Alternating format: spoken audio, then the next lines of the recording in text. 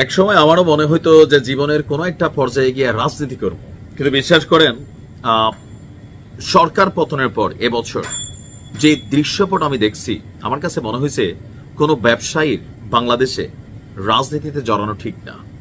বাংলাদেশ নামক দেশটার অর্থনীতির চাকা সচল রাখে কিন্তু ব্যবসায়ীরা। আপনি অনেক কথা বলতে পারবেন, কিন্তু এই বড় বড় কোম্পানিগুলোতেই আপনার আমার পরিবারের বা আরো বিভিন্নভাবে যারা কম পড়াশোনা করছে অথবা শিক্ষা দীক্ষাতে একটু কম আছে বা ভালো আছে, বিভিন্ন পর্যায়ে কিন্তু বাংলাদেশের বড় কোম্পানিগুলোতে চাকরি করে। তেমন একটা কোম্পানি কিন্তু তৈরি করেছেন আমাদের ডক্টর মোহাম্মদ ইউনূস। গ্রামীণ ব্যাংক বা আরো বিভিন্ন প্রকল্প নিয়েছিলেন, আর অল্প কিছুদিন পর তার ক্ষমতা শেষ হতে যাচ্ছে। তিনি বলেছেন তিনি রাজনীতিতে যোগ দিবেন না। তো এরপর যদি বিএনপি গভর্নমেন্টে আসে, একটা ভালো সময় তিনি হয়তোবা কাটাবেন। কিন্তু কখনো যদি বাংলাদেশে আওয়ামী লীগ ব্যাক করে, ডক্টর মোহাম্মদ ইউনূসের সাথে কি কি ঘটতে পারে সেটার একটা ট্রেইলার ইতিমধ্যেই গতকালকে আমরা দেখে ফেললাম। যেহেতু ডক্টর মোহাম্মদ ইউনূসের এই গ্রামীণ ব্যাংকে লক্ষ লক্ষ মানুষ চাকরি করে, সারা বাংলাদেশে হাজার হাজার অফিস আছে। কোনো এক টকশোতে আমি শুনছিলাম আওয়ামী লীগ যদি কখনো ক্ষমতায় আসে, তাদের এই যে অফিস টফিস ভাঙচুর করা হয়েছে, গ্রামীণ ব্যাংকের যতগুলা শাখা আছে এগুলাকে নাকি অফিস বানাই ফেলবে। অনেকে হালকা নিছিলেন। মাঝখানে একবার গ্রামীণ ব্যাংকের উপর একটা আক্রমণ হইতে পারে, পুলিশ পাহারাও দিছিল, কিন্তু গতকালকে করছে ভিন্ন ঘটনা, তাও টঙ্গীপাড়ায় যে গ্রামীণ ব্যাংকের শাখা আছে সেখানে। টঙ্গীপাড়ার গ্রামীণ ব্যাংকে কালো পতাকা কালকে আমরা উঠতে দেখলাম। না, বিষয়টা এমন না যে গ্রামীণ ব্যাংক কর্তৃপক্ষ তারা 15 আগস্ট হিসাবে কালো পতাকা উড়িয়েছে, এটা রাষ্ট্রীয়ভাবে পালন করা দিবস আর নাই। তো ডক্টর মোহাম্মদ ইউনূসের প্রতিষ্ঠানে কালো পতাকা, আসুন দেখি এর ব্যাকগ্রাউন্ড স্টোরি কি। টঙ্গীপাড়ায় গ্রামীণ ব্যাংকে কালো পতাকা উড়িয়ে দিয়েছে নিষিদ্ধ সংগঠন ছাত্রলীগ।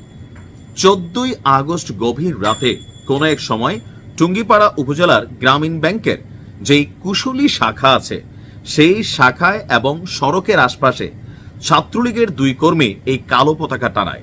একটা ভিডিও যেটা সামাজিক মাধ্যমে আসছে, আপনার মোরসালিন নামক একটা ফেসবুক আইডি থেকে পোস্ট করা ভিডিওটিতে ক্যাপশন দেওয়া হয়েছে 15 আগস্ট জাতীয় শোক দিবস উপলক্ষে টঙ্গীপাড়া গ্রামীণ অফিস সহ বিভিন্ন স্থানে কালো পতাকা স্থাপন করা হয়। ভিডিওতে দেখা গিয়েছে মোরসালিন এবং তার সহযোগী মাস্ক পরা এক ব্যক্তি টঙ্গীপাড়া উপজেলার গ্রামীণ ব্যাংকের কুশলী শাখার সাইনবোর্ড গেট সহ সামনের সড়কের আশেপাশে কালো পতাকা টাঙায়। মাস্ক পরা ব্যক্তিকে চেনা না গেলেও মোরসালিনকে চেনা গেছে, তিনি নিষিদ্ধ সংগঠন ছাত্রলীগের গোপালগঞ্জ জেলা শাখার একজন কর্মী। তো যিনি শাখার ব্যবস্থাপক আছেন তিনি বলছেন, সকালে অফিসে এসে দেখতে পাই সাইনবোর্ড গেট সহ গোনাপাড়া টঙ্গীপাড়া সড়কের অনেক জায়গায় কে বা কারা কালো পতাকা টাঙিয়েছে। পরে সিভিল পোশাকে সম্ভবত পুলিশের গোয়েন্দা শাখার একটি দল গ্রামীণ ব্যাংকের সামনে এসে ফিল্ড অফিসার মিরাজুল ইসলামকে ডেকে পতাকা খুলতে বলেন। তখন তাদের কথা মতো মিরাজ পতাকা খুলে ফেলে। এই জিনিসটা একটা অশনি সংকেত। বাংলাদেশের রাজনীতিতে আমরা এগুলা আইডিয়া করতে পারি। এই যে ধরেন মোরসালিনের যদি কালো পতাকা টানাইতে হয়, সে কেন বাইসা বাইসা গ্রামীণ ব্যাংকে নিছে, এটা একটা মেসেজ সম্ভবত ক্রিয়েট করা ট্রাই করা হচ্ছে যে হ্যাঁ, গ্রামীণ ব্যাংকে যেহেতু ডক্টর ইউনূস তিনি এই মুহূর্তে রাষ্ট্রপ্রধান, তার প্রতিষ্ঠানেই আমরা কালো পতাকা উড়াইয়ে দেখাই দিছি। এখন হয়তো এই ঘটনার জন্য মোরসালিন গ্রেপ্তার হতে পারে, বাট এটা কি সমাধান হবে? হবে না। আমি বারবার বলি, এই দেশে গত 54 বছরে আমরা কেউ ক্ষমা করতে শিখি নাই। আমি যদি একটা থাপ্পড় দিয়ে কেউ বিগড়ে গেছে, সে এসে আমার 2টা থাপ্পড় দিবে। এটাই আমাদের সিস্টেম অফ পলিটিক্স। আর এই পলিটিক্সের সিস্টেমে রোশানলে পড়ে গেছে কারা? যারা ব্যবসা থেকে রাজনীতিতে আসছেন। কারণ এখন তো রাজনীতি আর সাধারণ যারা জনগণের নেতা তাদের হাতে নাই। পয়সা আছে, পার্টিগুলো টাকা নিয়ে টিকিট দিয়ে দিচ্ছে, দলকে ফান্ডিং করতেছে না, বড় বড় পার্টির দরকার টাকা, জনগণকা মাইকা বাপ। তো এরকম যে সকল ব্যবসায়ীরা ঢুকে গেছে, এখন অনেক ব্যবসায়ী এরকম চিন্তা করে আর রাজনীতিতে যাব না। কেন? সরকার পরিবর্তনের পর অনেক কোম্পানি, অনেক প্রতিষ্ঠান বন্ধ হয়ে গেছে, বাটে পড়ে গেছে, মালিকরা জেলে, কেউ ভাগরা।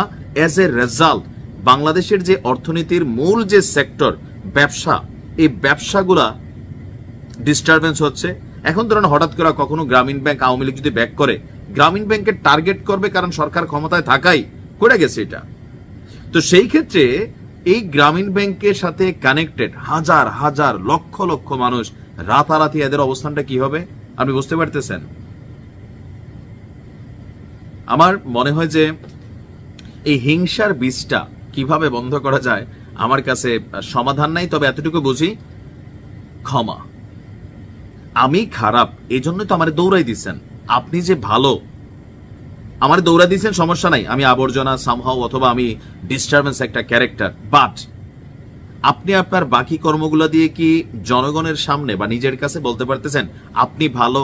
আপনি শেখ হাসিনা প্রতিহিংসা পরায়ণ, ছাত্রলীগ প্রতিহিংসা পরায়ণ, আপনি যে প্রতিহিংসা পরায়ণ না, সেইটা প্রমাণ করার জন্য কিন্তু আপনাকে অনেক ভালো কাজ করতে হবে, খারাপ কাজ না। ছাত্রলীগ পিড়াইছে, আপনিও পিড়াচ্ছেন। ছাত্রলীগ একজনরে পিটছে, আপনি আধা জনরে পিটছেন অথবা 1.5 জনরে। ছাত্রলীগ এক জায়গায় চাঁদাবাদি করছে, এই জায়গায় আপনি কি এখন ভাগ খাচ্ছেন? যে বা যাহারা বিভিন্ন দল এটাতে কানেক্টেড হয়ে গেছেন, পরিবর্তনের বীজটা আপনি কোথায় দেখলেন? জনগণের কাছে কোন মেসেজটা ক্রিয়েট হচ্ছে? জনগণ ভাবছিল শেখ হাসিনা যাবার পর বাংলাদেশ পরিশুদ্ধ হবে। Is it? প্রতিশোধের নেশায় যা যা ঘটতেছে বিভিন্ন জায়গায়, এই জিনিসগুলা বাংলাদেশে রিটার্ন হয়, আরো খারাপ আকারে হয়, এগুলো থেকে ভয় হয়। আমরা চাই শান্তিপূর্ণ একটা দেশ। রাজনীতি করবেন, জনসেবা করবেন, লুটপাট অন্যায় অত্যাচার করবেন, আপনি আসামি হতে পারেন, কিন্তু একজন মানুষের একটা প্রতিষ্ঠান উড়াই দেওয়া, হাত দেওয়া, বন্ধ করে দেওয়া, দখলে নেওয়া, এই কালচার যদি বন্ধ না হয়, আগামী 2-4-20 বছর পরে যে ট্রেন্ড চলতেছে, এই দেশে মানুষ বিনিয়োগ করবে না, বিদেশিরা আসবে না, আর দেশীয় যারা উদ্যোক্তা আছে আমাদের মতন, সবাই বিদেশ চলে গিয়া ইনভেস্ট করবে। কারণ কর্ম করে পয়সা কামানো আর লুট করে খাওয়ার মধ্যে আকাশ পাতাল পার্থক্য আছে। এখন ডক্টর মোহাম্মদ ইউনূসের এই গ্রামীণ ব্যাংকে যে ঘটনা ঘটছে, ওই টকশোর ওই কথাটা আমার খেয়াল হয়ে গেছে, যার কারণে ভিডিওটা বানাইছি। আল্লাহ সবাইকে ভালো রাখুক, ভালো মেন্টালিটি দান করুক। আসসালামু আলাইকুম।